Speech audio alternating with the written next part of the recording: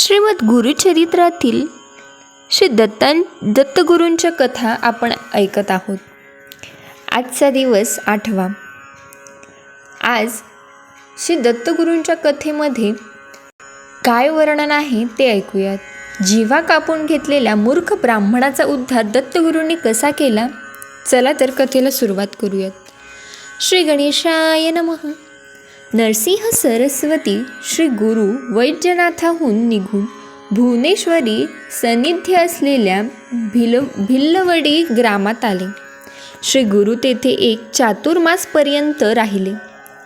करवीर क्षेत्रामध्ये वेदशास्त्र संपन्न ब्राह्मण होता. त्याला मंदमती पुत्र झाला. तो मोठा झाला. त्याचे वडील वारले. त्याला विद्या लाभली नाही. त्यामुळे सर्व लोक त्याची निंदा करू लागले. त्याला फार दुःख झाले. आपण जिवंत राहून उपयोग नाही म्हणून तो उपवासाने अरण्यात निघाला. दैववशात त्या रात्री भिल्लवडी ग्रामाला आला. तेथे असलेले प्रख्यात भुवनेश्वरी देवीच्या मंदिराला आला आणि देवीचे दर्शन घेऊन अन्नोदक त्यजून सत्याग्रहाने तेथे बसला. असे 3 दिवस बसला तरी देवी काही प्रसन्न झाली नाही. तेव्हा तो रागाने देवीने आपली उपेक्षा केली असे म्हणून जीवाच्छेदन करून देवीला अर्पण केली आणि हे देवी, तू मला दर्शन दिले नाहीस तर माझे शिरछेदन करून तुझ्या चरणी अर्पण करतो असे तो म्हणाला. त्या रात्री देवी स्वप्नात येऊन कृष्णा नदीच्या पलीकडे तीरावर औदुंबर वृक्षाखाली एक अवतरित पुरुष आहे, त्याच्याजवळ जा असे म्हणून देवीने त्याला सांगितले. तेव्हा तो उठून कृष्णा नदी पार करून श्री गुरुच्या चरणकमलावर लोळू लागला.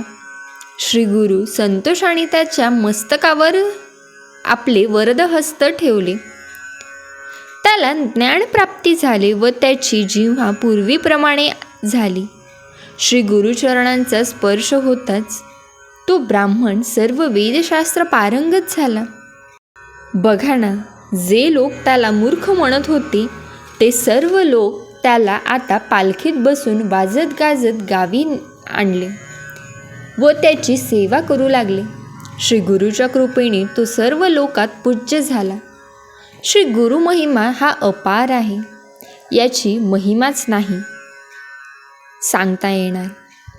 अशा प्रकारे जिव्हा कापलेल्या ब्राह्मणाच्या मुलाचा दत्तगुरूंनी उद्धार केला.